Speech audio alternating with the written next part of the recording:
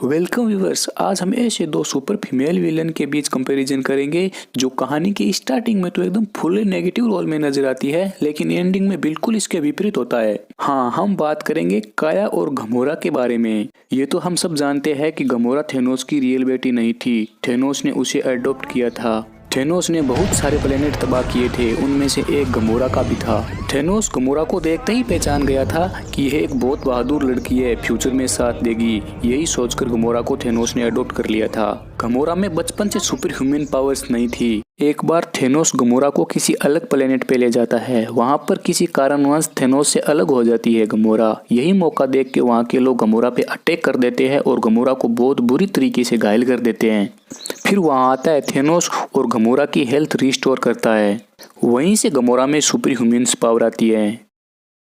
अब बात करते हैं अपने बॉलीवुड की सुपर फीमेल विलन काया के बारे में। काया को हमने देखा था क्रिस 3 में, और हम काल को तो कैसे भूल सकते हैं। काल ने ही बनाया था काया को अपना डीएनए गिरगिट के डीएनए से मिक्स करके। अब कंपेयर करते हैं इन दोनों की सुपर पावर्स को।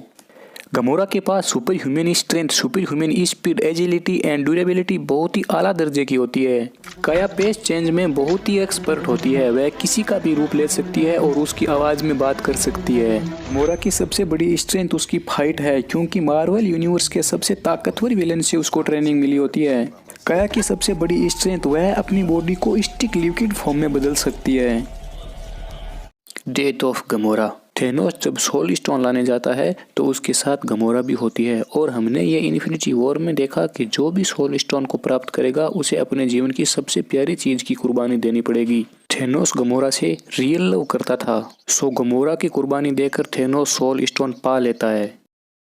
माफ करना मेरी लाडली। डेथ ऑफ काया। काया जब प्रिया मेहरा का रूप लेके क्रिस के पास जाती है ये जानने के लिए कि वायरस का एंटीट्यूड कैसे बना, तभी क्रिस मेहरा का बिहेवियर देख के काया इमोशनली अटैचमेंट हो जाती है क्रिस से। तभी वे काल से बगावत कर देती है और क्रिस का साथ देने का फैसला करती है, और ये बात काल जान जाता है और काया को मार देता है।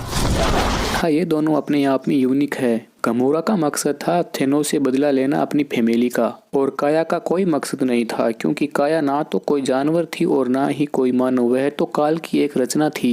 वह कहते हैं ना कि सबसे बड़ा वही होता है जिसके पास मकसद होता है। So thank you for carefully watching this video.